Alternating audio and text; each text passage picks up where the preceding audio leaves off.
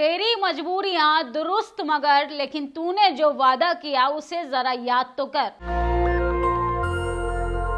नमस्कार, मैं निधि रतन और आप देख रहे हैं नेशनल दस्तक। आज प्रॉमिस डे है तो सोचा लगे हाथ मोदी जी के वादे भी जनता को याद दिला दें।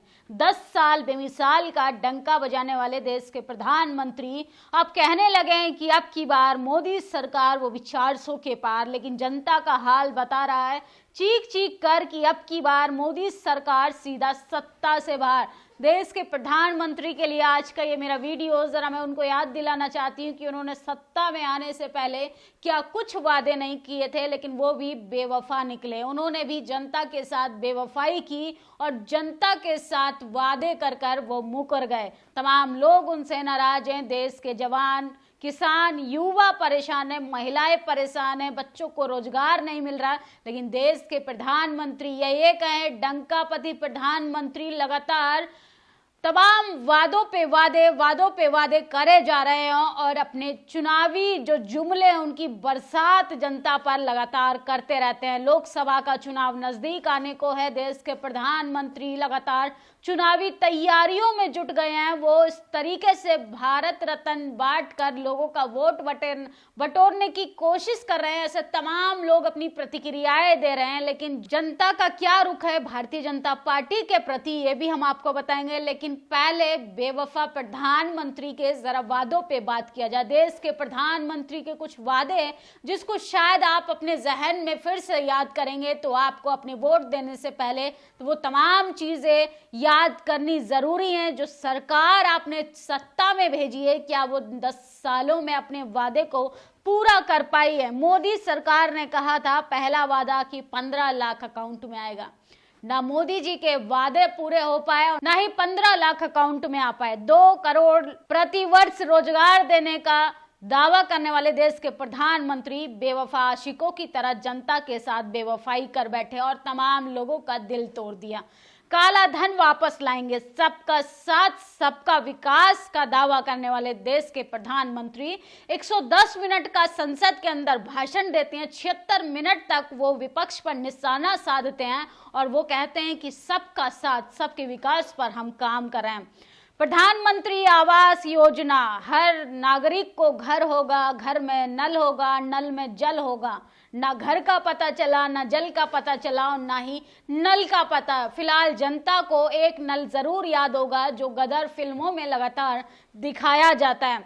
महंगाई की जो चरम सीमा, महंगाई का जो दर है वो अपनी चरम सीमा पर है। देश के प्रधानमंत्री अपनी तारीफों के पुलिंदे जिस रफ्तार से बांधते हैं, महंगाई का स्तर भी उतनी ही तेजी से आसमान को छूने की कोशिश करता है। मंदिर के मुद्दे पे वो जरूर जीत गए हैं। उन्होंने 1000 वादों किए हों, लेकिन जनता के दिल में वो थोड़ी जगह बना चुके हैं, क्योंकि मंदिर पे वो सरकार बनाने वाले थे और मंदिर उन्होंने बनाकर दे दिया। बेटी बचाओ बेटी पढ़ाओ, आप जिस तरीके से देखेंगे कि गृह मंत्री से लेकर तमाम डबल इंजन की सरकारें वादा करती हैं कि हम महिलाओं के हित में काम करते हैं, तो ऐसा लगता है मणिपुर घटना के बाद कि बेटी पढ़ाओ नहीं बेटी छुपाओ की नीति पे अब देश भर के लोगों को काम करना चाहिए। क्योंकि आप जब सत्ता से सुरक्षा की मांग के लिए गुहार लगाते हैं तो कैसे देश की राजधानियों में देश की गौरव बढ़ाने वाली बेटियों को भी घसीटा जाता है। मणिपुर में नंगा करके बेटियों को घुमाया जाता है और मणिपुर पर, महंगाई पर नरेंद्र मोदी बोलना पसंद नहीं करते। न जाने उनको माँ शब्द से क्यों दिक्कत है। वो माँ से भी, माँ का अंतिम संस्कार के बाद भी वो जिस तरीके से कामों में जुट गए, तो ऐसा लगता है कि उनको माँ शब्द से बड़ी ही तकलीफ है। 80 करोड़ लोगों को मुफ्त राशन देने का वादा, मुफ्त वैक्सीन देने का, एमएसपी गारंटी, किसानों की दोगुनी आय देने का वादा, उज्जवल योजना और स्टेज में भारतीय जनता पार्टी ने लाडली योजना जैसी योजनाओं का अनाउंसमेंट किया था।